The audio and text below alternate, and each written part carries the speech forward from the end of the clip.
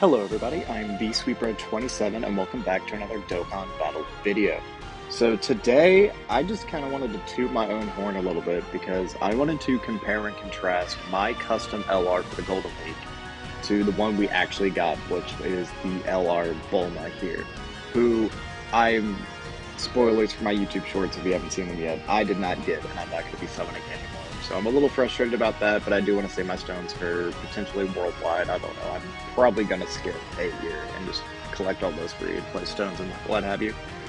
But my concept for this LR's passive and active skill were astonishingly close to what we got.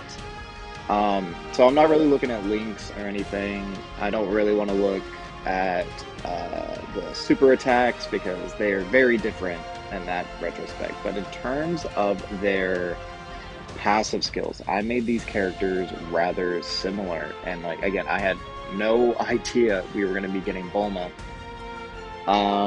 Which, again, I think is a great pick. Some people are really hating on this Bulma. Some people are really loving her. I think she's great. I think that honestly was a good decision for an LR.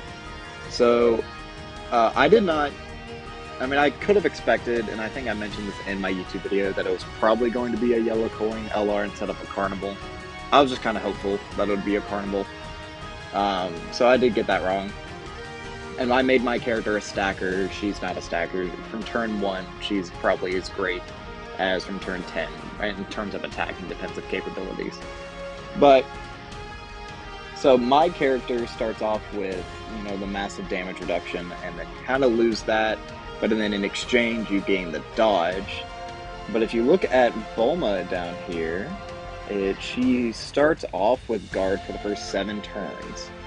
And then each turn that she's on rotation, she gets 7% damage reduction. So at turn 22,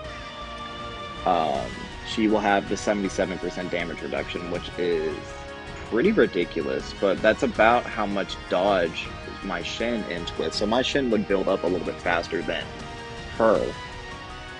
And she was also a nuking character, as you can see down here. She gets a lot of benefits whenever she creates all of her STR, all of her orbs, and then the more orbs she gets, the more she helps herself and her team.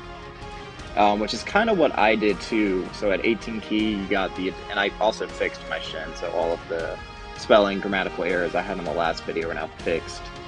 But at 18 key, he launches an additional, a medium chance of being a super. With 7 key spheres obtained for Bulma, she launches an additional super. And then my Shin is at 20 key.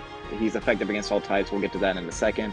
And then he guards all enemies' attacks at 24 key. Meanwhile, it doesn't matter how much key Bulma has, it matters how many key spheres she would obtain. So with 3 key spheres, she gains 77% attack. With 5 key spheres, all of her allies gain 3 key and attack and defense 37% for 2 turns. And then with the 7, I already mentioned she launches that additional super, which is pretty good, not gonna lie. And she actually creates a lot of her own key spheres, so that's something that I did not give my Shin. And I also gave my Shin kind of restrictions where he would kind of have to be in a world tournament-based team. I guess an Earthbred fighter or World Tournament-based team. But again, I really wanted him to work with the Part 1 Dokkan Fest units. But what really blew my mind is how similar the active skills were. Both of them are like kind of nuking passives. They both change almost the entire field. So in Bulma's case, she changes all key spheres into STR key spheres. So all 24 key spheres are now STR. All allies gain 7 key and attack and defense plus 17, and they're all attack super effective for 1 turn, which can be done at the earliest on turn 7. Now, if we go back to that interesting, the ultimate trump card is reversed active skill that I came up with, where Shin has to 18 key super 3 times. If you get him on turn 1, new 18 key super, turn 3, 18 key super, and turn 5, 18 key super. The soonest you can do this is turn 7. So what I originally imagined isn't even that ridiculous, and having it be that late in the battle, because now the best unit in the game has an active that can only be used on turn 7.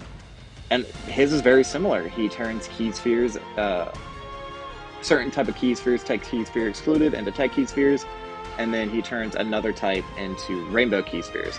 So he double orb changes. He doesn't change just the outright whole field.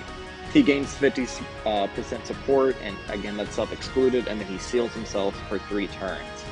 So, I don't know, I just thought it was kind of neat how my first ever attempt at making an LR had so many similarities, with like the kind of nuking passive, the massive amount of support, mostly being a defensive-oriented character, gaining certain effects after turns and losing other ones. Like, for Shin, he has a lot of damage reduction, which he loses in favor of dodge, while Bulma has she has guard at the start, but she changes in favor for getting damage reduction later into the event. They both have super interesting and very versatile active skills after being deep in the battle. So I don't know, I'm kind of proud of this, so I just wanted to make a quick little video kind of tooting my own horn of how I think my LR Shin was very cool, and maybe one day we'll get him in the game. But as always, well, that's it for this video. But as always, this has been the Super 27, and I am signing off.